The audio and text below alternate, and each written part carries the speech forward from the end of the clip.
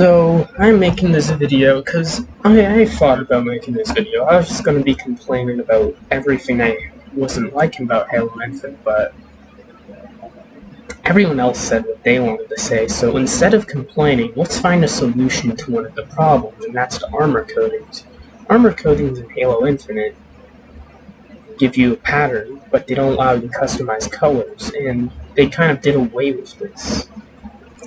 The coatings pretty much give you different patterns, as I said before, but they're very limiting. The customization, you can get all these cool kits, but you can't even put them on different parts of the body, and you can't even put different helmets or coatings on different armor cores, and they're doing this to sell you it twice, and that's kind of scummy.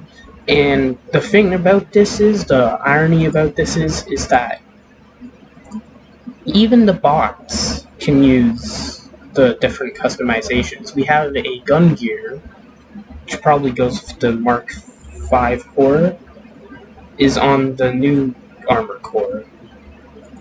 And this air assault has knee pads from the other one.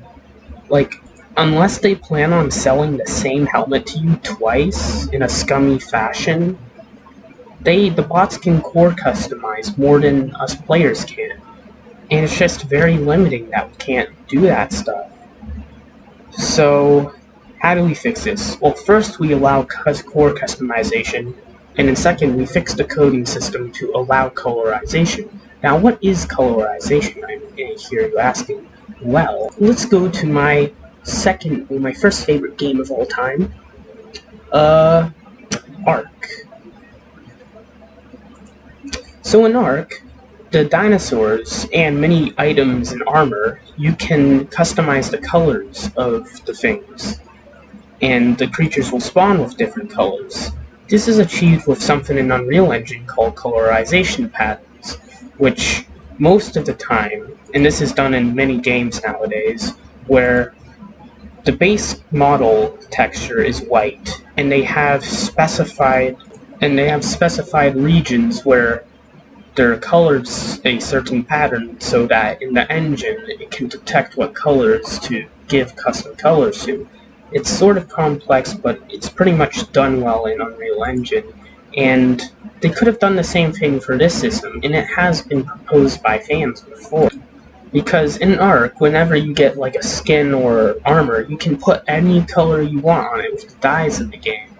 And if this was done in Halo Infinite, this system would be perfect, because this not only allows us to customize it the way we want, and perhaps like for years I've been waiting for a system that allows you to have like camo on your Spartan. Like, ever since I saw those Gary mod add-ons of the Marines, and the modders gave them custom colors. The modders also tend to give cooler vehicle ideas, like giving the Halo Reach trucks Mac cannons on, like the Mac rounds on them. Hard to explain. But they gave the Marines camo, and they also have Stormtrooper versions. Well, they have Stormtroopers with camo. And ever since I saw that, I was like, this would be so cool if you had this as a customization option, and we could customize the colors of the camo, but it's been done so poorly here. And let's also allow people to change the materials. Now, a way to be balancing this is perfectly simple, because obviously 343 needs to make money at the end of the day, and if they can't, like, how would they replace this to make it monetary? And I have to be fair here. Of course, I wouldn't want there to be this to be a thing, but Warframe does it, and its free-to-play model's awesome. Allow us to have all the primary colors, right? Give us all the colors we would have in the base, like Halo 3. And then sell us new colors and perhaps new materials to make them look rusty, smooth, matte, you know. Like, allow us to do that, and it'd be a perfect system. And this isn't easy to implement. You'd have to go for each coding and add all these colorization patterns. But 343 is a big company, and I know they could probably do it in like 3 months. they spent that time doing it. But, they also have other priorities too to fix this. But this would be such a great fix, and they would give them so much praise. And it helps so much. And many people on Reddit, this fake screenshot I showed was from Reddit, have suggested good ways of fixing the system. And this could make it the best customization we've had in a Halo game. You already got it right with the Battle Pass and MCC, and I thought Halo Infinite was going to have amazing monetization because they made it out to be very player friendly, not feel like a job, and they said that the Battle Pass would never expire, which was great. Other games were begging for that, but it ended up being the worst system ever. If this continues free for free, the game will die. And I don't want it to die. I don't want, like, a shitty copy and paste game to be dominating the market right now. I want something that's actually different all the time. Halo is not the same game every freaking year, right? You can tell from Halo 4 and 5, definitely, but, yeah. And I don't want to see Halo fail. But people will get fed up if you don't solve this issue soon or make a statement to help. Allow people to earn credits too. That's another message I have, because that will help. And in fact, get rid of the daily store thing. Remember in Reach when you could actually buy every armor without having to wait like a week for it to come in the store? If you allowed people to do that, that was a superior system. Like, letting people actually buy everything from a store. Like, I can't think of a game that has done that since Reach, where you could actually buy everything you wanted from a store, and you didn't have to wait for the daily items, like ever since Fortnite, because Fortnite ruined the gaming. Well, it added the shitty Battle Pass system, but you just gotta fix that. And adding that would be great, but I doubt they'd do that, but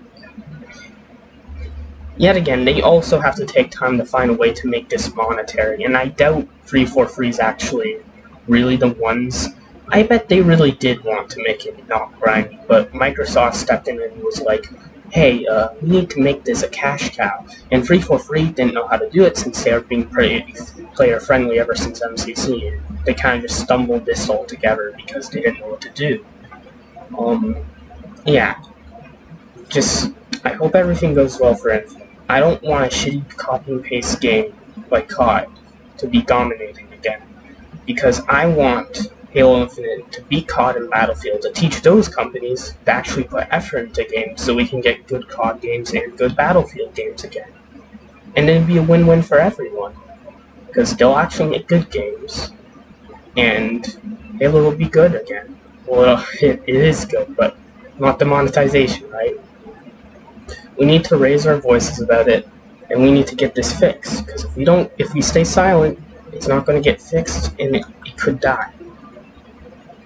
This game has so much potential after launch, and it could add all these cool vehicles from the Halo series. Like, I genuinely hope that it can go well. And, in fact, here's another idea. People who buy the campaign, allow them to get an advantage over people who play for free. So there's an incentive to really play multiplayer after you buy a campaign. And give them permanent double XP, right? Because that's probably, the double XP is probably the amount that you're actually supposed to be earning. Kind of like when Fortnite does that. But, yeah.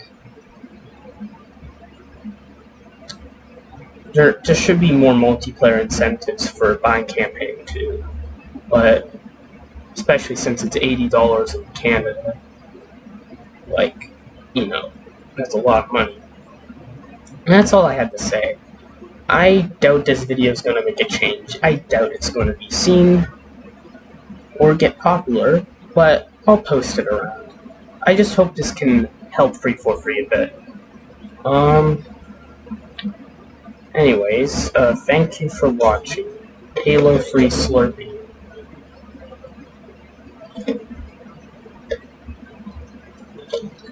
His son is making me